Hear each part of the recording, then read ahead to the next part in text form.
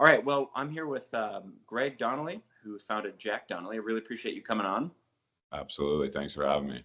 So you sent me these four fits and three different fabrics, and so I just wanted to ask you a few questions about the product, but then also about sort of like the questions about your personal journey and Yeah, your of kind of course. behind the company and stuff like that. Yeah, So for sure. first, I kind of want to get into the nitty gritty. So tell me about this, the fabrics. First, starting with like the classic twill, which is the khaki that you always think of as like the Yeah, iconic one. absolutely. And that's the pillar in our lineup. That's what we started with. That's going to be your classic mid to heavyweight twill, 8.5 ounce. We get that. That is um, produced in the U.S. That's from Mount Vernon Mills in Tryon, Georgia. So that's something we value. We're exclusively cut and sewed in the U.S. and try to source as much fabrication as we can in the U.S. That can be challenging. There's not many mills, so we're exclusively U.S. or Japan. So we had launched, that product when we first started in 2011, and that's kind of been our bread and butter. And we currently have it in two colors, khaki and navy. Um, and yeah, it's been something great for us. We look forward to expanding it. We have some new colors coming out in the fall that we're excited about. And so, yeah, we want to build that offering out and kind of keep that as a staple of our collection. Is the twill, is this fabric at the 8.5 ounce, is that like sort of a reference fabric? Is there a reference fabric that you reference from, the Army spec or something like that going back? Yeah. So yeah, and it depends on where you look, because again, this was a long time ago. And so I have seen it played from 8.5 ounce to 8.8. Like that's kind of the range that I've Okay. seen. I mean, yeah, it's very marginal. Most Yeah. people wouldn't even be able to tell the difference of that. But yes, that is where the inspiration I got it from was, the original kind of World War II spec. I think it was initially the Cramerton cloth, which was produced by Swift Gailey in South Carolina. And they unfortunately went out of business in, I want to say 2016, but they have a rich history dating back 100 years of Wow. making that original military cloth. And when I first started, we sourced our fabric from Swift Gailey. Oh, And no. so that Framerton was kind of like the gold standard of a classic twill. Mhm. Uh, and so again, they have gone out of business, unfortunately. So obviously, brands, whoever was using that, had to pivot. But yeah, that's where it came from, kind of a military World War II era twill, and that's where the inspiration came from. It's really cool. I like how it's, with chino fabric, you can get really heavyweight and there's like a real stiffness to it. You think of like canvas or you think Yeah, of duck canvas or something. Certain twills can get heavy. And then it's stiff and it's kind of hard to break in. It's almost like denim. And then yeah, you go super lightweight, then it feels a little bit cheap or papery or something like that. And this is the perfect, it's got a softness to it. It yeah, crumbles well. But it's not too flimsy, yeah, totally, Is totally. that like not being a super fabric nerd, is there like an aspect of that that comes from like cotton staple thread or anything like that? Or is it just the construction of the twill itself? Yeah, it's just the construction of the twill, and I think a lot plays with the cotton, the yarns, and the weight. Again, there's so much like technicality of even finishing beyond the threads and the construction of that. And so I've been fascinated just the level of these fabric mills and how these textiles play. But I think that's where it would originate from. All right, so the other one of the other ones that you sent me is the West Point twill. Yes. And so tell me about that. Did that take inspiration from something specific as well? No, it wasn't. No, it was not something specific. Again, I want to be mindful in our brand of anything we put out, that there's intention there and there's a purpose for it. I mean, there's a Okay. million things we could run out, but again, I kind of want a systematic approach this makes sense in our lineup. And Okay. so, as you mentioned, we start with just kind of a classic twill down the Mhm. middle, not too heavy, not too light. That can be your staple. The inspiration, or where I got to the West Point twill, is last year we launched a new program called our small batch program. And essentially, the name represents what it is. It's on average monthly, we'll drop a one-off small batch, and that allows us to do a couple things with that. One is to create more, explore different fabrics, some a little outside of bounds that you wouldn't run in your core lineup. And also, yeah, at its core, just create more, because again, as a small brand, there are challenges, throughout our journey, especially when you're trying to partner with, these American mills. The minimums are tremendous, and it's very capital Yeah. intensive for any brand, and it's definitely a small brand. So, the small batch allowed us to kind of bring some things we were inspired with to market. So we had been over the last year, we had started exploring more of Japanese fabrication. They have a tremendous, rich history of making some of the best denims and twills Yeah. in the world. Is So, right. so that I'm kind of on a, Japan fabrication kick right now. Again, we'll always stay true to whatever American mills we can source from. But I started working with a mill over there that, again, is known for some tremendous fabrics and been doing it a long, long time.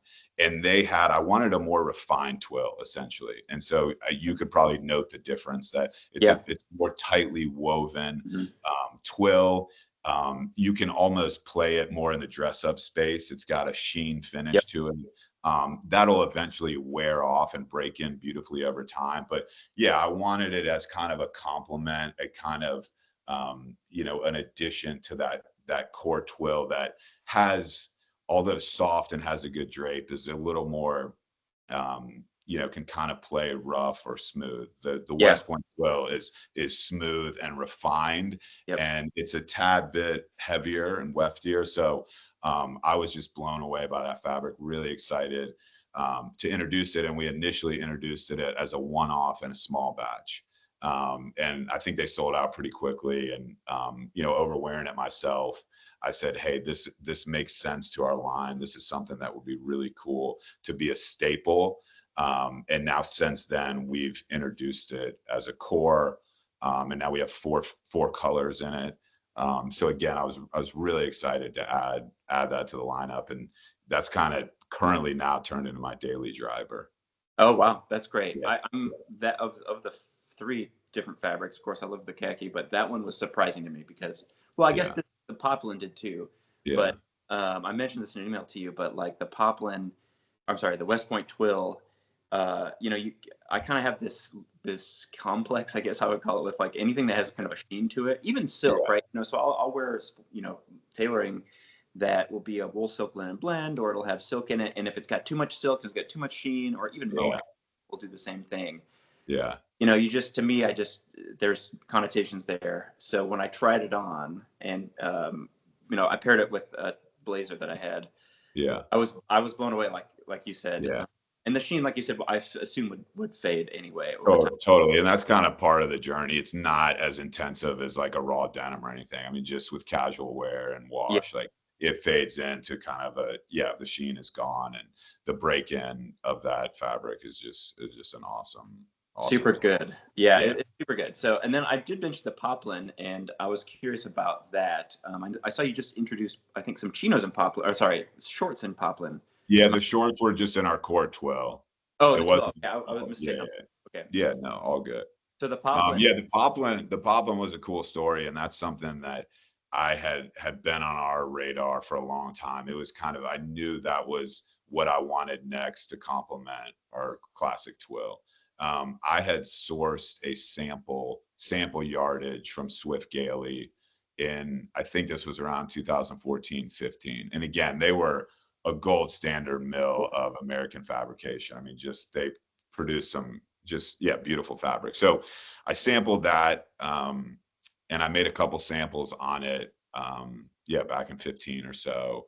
I wore one. And so again, I always wanted to run that. Swift Gailey since went out of business, and it kind of got shelved. And so we kind of moved in other directions. I knew it would circle back, but we had to find it the right way, because poplin can be tricky. It's Okay. it's not, although it's a classic in it's a classic fabric. It's Mhm. just, you don't see it as classic as it should. Like there's not a lot of mills that are running it. The ones that I would sample just frankly weren't that good, weren't up to our standards. So there was a gentleman that I used to work with at Swift Gailey. He has since moved on to another mill. He's still in the Carolina region. I reached out to him and said, hey, is there, any back archives? Like, I ran this poplin from Swift Gailey back in the day. Is there anything we can do here? And so that got the ball rolling, and I worked with him, and he found they still had some access. The new mill he was at had access to a lot of the Swift Gailey archives. Cool. So we were able to basically kind of reverse engineer that initial fabric that I sourced, because I still had a sample. I had a finished garment made that had been in my closet for 6-7 years. And so yeah, we were able to do it. It's American cotton, and it's made in South Carolina. So we were really happy about that, and it turned out amazing. I love it. And I told you when I was emailing you about it, I said, make sure you wash it Yeah. once to really kind of see the true beauty, because we didn't treat it, we didn't pre-wash it, as intended. But man, after that first wash, it just kind of comes alive, and I love that fabric because, again, it serves a purpose. It's lightweight, which we needed. We needed a spring summer pant, but it's tough. It's lightweight, but it's tough, Okay. and it can still be a workhorse, for spring summer. Yeah, I was surprised by it as well. I'd had a pair of poplin chinos from, like, I think Brooks Brothers 7 or 10 years ago probably, and it was kind of papery. This and in shirting it's the same way with broadcloth or poplin, where there's the papery stuff that kind of hurts to wear a little bit. Yeah, totally. In that case, it's not that it hurt to wear, but I don't know, it just felt cheap, I guess. Is kind of how it felt. Whereas this had a suppleness to it.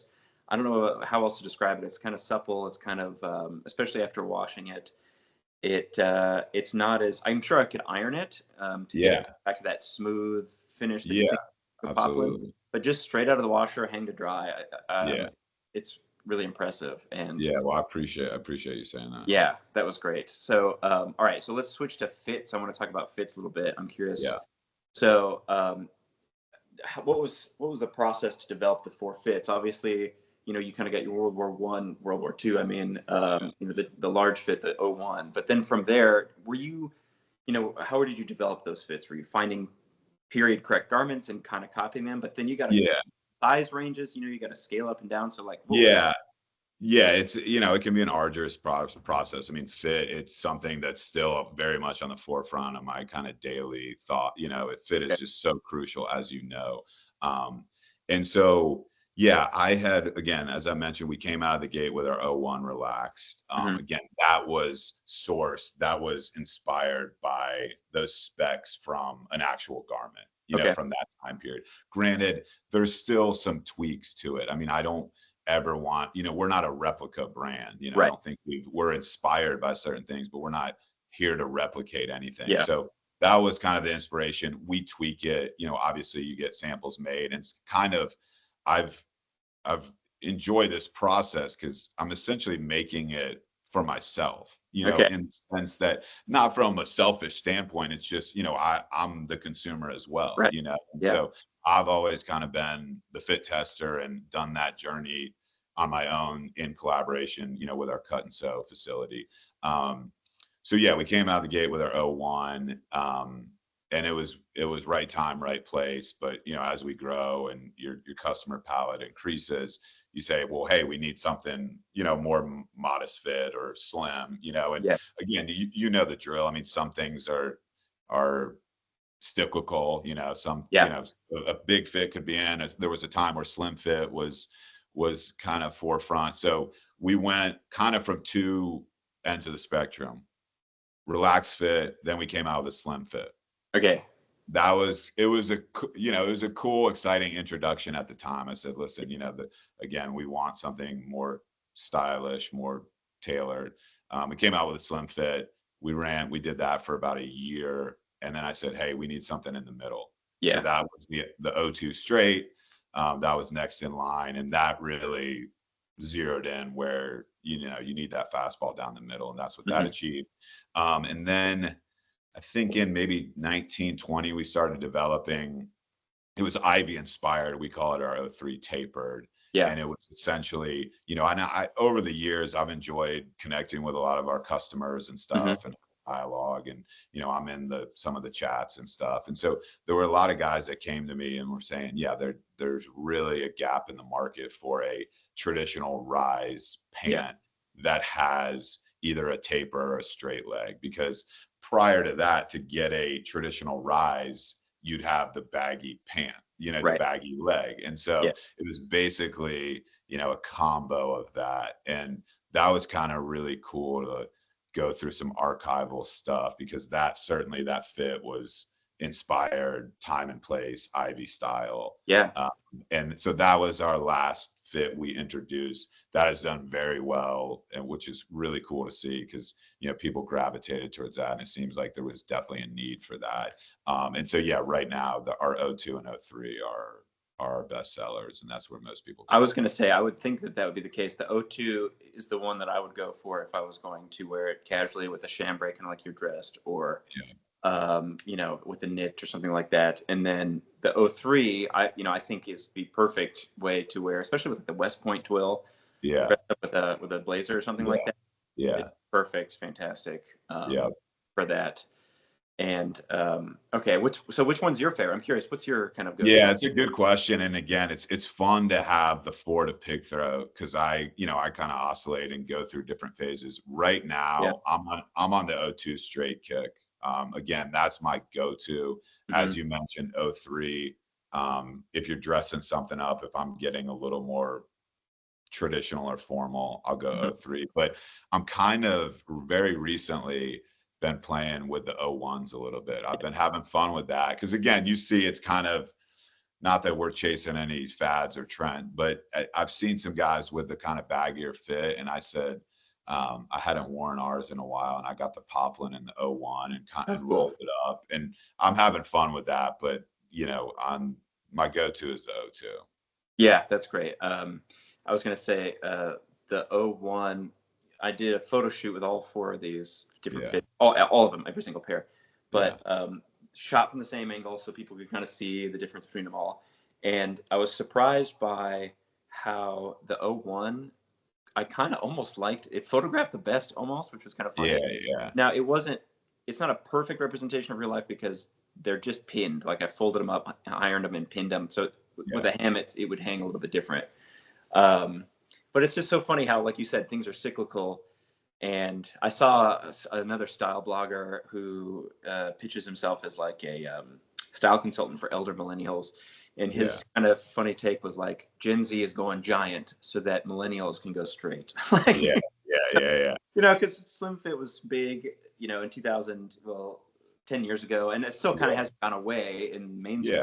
yeah, But that was the hashtag menswear days and everything on Tumblr. yeah, And so anyway, I thought that was kind of a funny way to say that, but it is yeah, interesting. I myself am kind of tempted by those, and I've yeah. actually it reminded me. I have a pair of, they're not khakis, they're wool. I don't even know what they are, but they're from World War II. They're my grandfather's. Yeah. Kind of like they've got utility pockets. They've got hems that you can cinch down on the ankles, Oh, and cool. some kind of cargo pockets. They're heavyweight felt wool, and Cool. got that kind of giant fit, right? Yeah. I thought, man, I gotta find those and pull those out because Yeah. maybe, when I first tried them on a few years ago, I was like, these are big. When would I wear these? But now I'm like, Yeah. hey, Yeah, totally. And I mean, I think too, depending on the fabric, like the fabric can play in that, lends yeah, itself better to a more relaxed cut. So again, as we kind of start designing some new stuff and getting in the kitchen with some new stuff, I'm gonna have that in mind of, because with our small batch, we have to date exclusively just done O2 and O3. okay, And so, we're going to start looking for some fabrics that can lend itself well to an O4 or O1, so that, we can run the whole gamut of our yeah. collection. I could see an O1 small batch with just the right fabric doing super, super well, I think. Yeah. Yeah. Well, I Um, appreciate it. And yeah, some customers, obviously have articulated that as well. So it's kind of like, it's definitely on my radar, and we're about to start designing our new small batch collection. So cool. it'll be cool to see what comes up. Great. Okay. So now we've talked about the fabrics and the fits and the product. So Yeah. I kind of want to get a little background of your history of like why you started the company and, kind of what's the Yeah. story that drove you to start Yeah. it.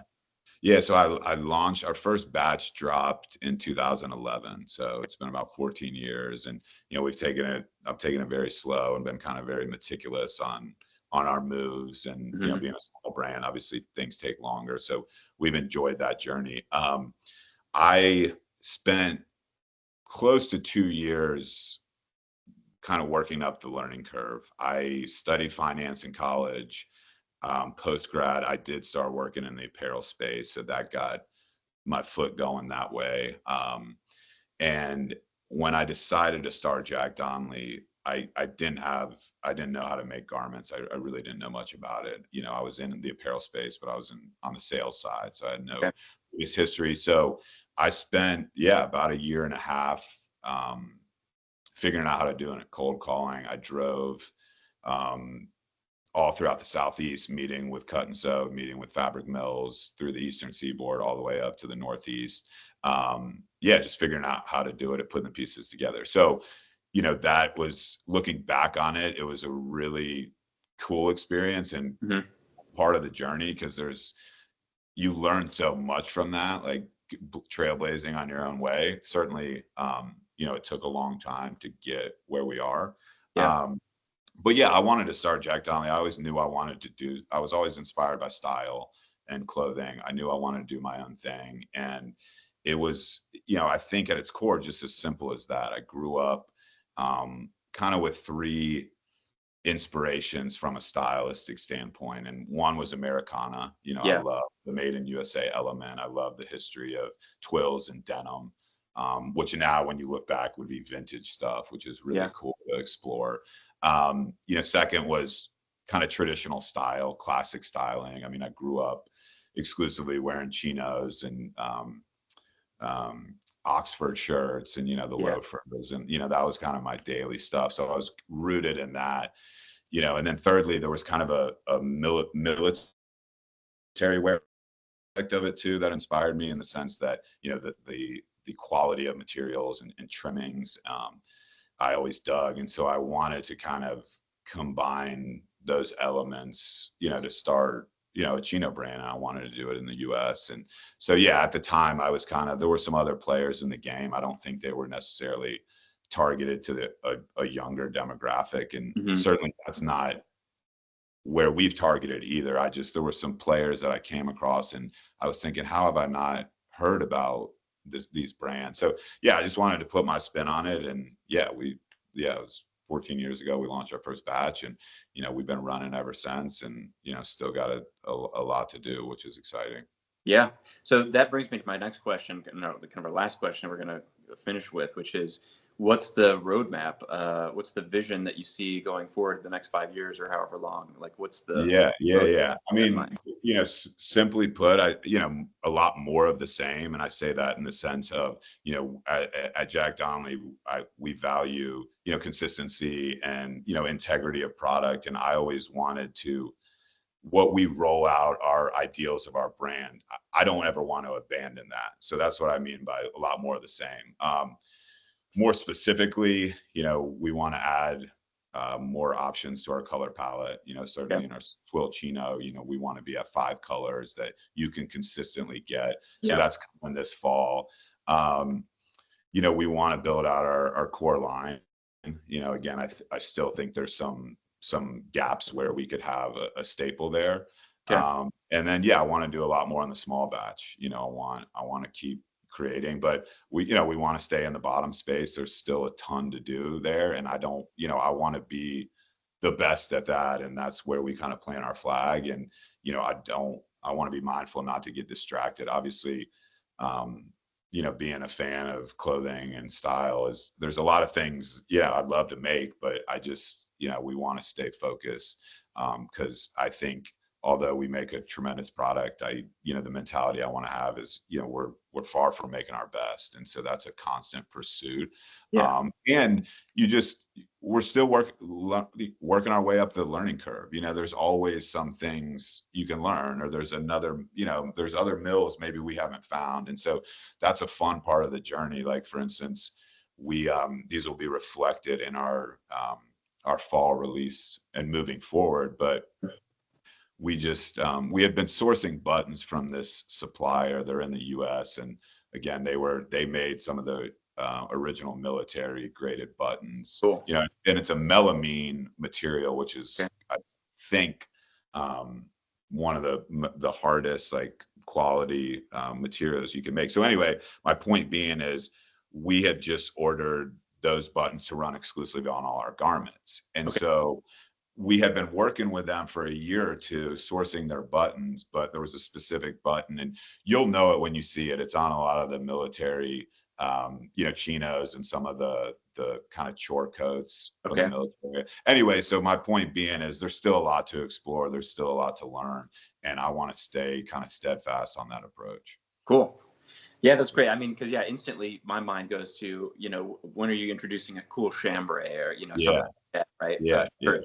So, yeah, but I appreciate that vision that yeah, you want to stick with and just be like the best pant maker that you can yeah, be. You yeah. know what I mean? That's Yeah, like and great. who's to say? I mean, further down the runway, I'm sure we'll do some one-offs, but again, like, I know that there's a lot for my vision, for Jack Donnelly's vision, that we got to check that box Hmm. before, we entertain something else. And certainly, it'd be cool to do some collaborations with some other brands that, we can lean into their expert, like this shirt I'm wearing is a buddy of mine down in San Antonio, Richter Goods, and they have their own facility, and they make kind of men's button-up shirts, and we did a couple one-off with them. But I'm Cool. definitely interested in stuff like that. Yeah, that's great. Well, I appreciate your time. I was really appreciate you sending me these pants. I feel like the space that you occupy is not super well fleshed out. I mean, there's not a lot of Yeah, brands in this. And yeah, if you want to so I'm all about small brands because small brands tend to be hyper focused on just like the quality and the fit and filling a niche and just doing it the best they can. yeah, Big brands get big because they start out that way, but then they tend to start to diffuse that yeah, vision, and then you end up with, okay, it's pretty good, and maybe it's like, but it doesn't have that pure vision of focus. So I've really absolutely. appreciated trying these on. And for me, Yeah, as someone who everyone kind of asks me for recommendations, what should I buy? yeah, You know, moving into that price bracket that you're in, kind of yeah, above. If you want to graduate from your mall brand chinos or whatever, uh, yeah, good and it's made in USA, like where do you go? And you can spend way more on worse product from y- design labels or whatever. yeah, without a doubt. And so it's great that you guys are existing here and that your focus is to just really nail that space and just be the best you can be. Like I really appreciate that. I think that's Yeah. really Well, I appreciate you saying that, and very well articulated, well said. And yeah, appreciate the support, and you having me on, and I look forward to coming out, and if there's anything else you need from us, you just let me know. cool. All right. Well, thanks so much for the time, Greg. Thanks so much. Yeah, thank you, Mitch. Talk soon. All right. Take Cheers. care. All right. Yep. Bye.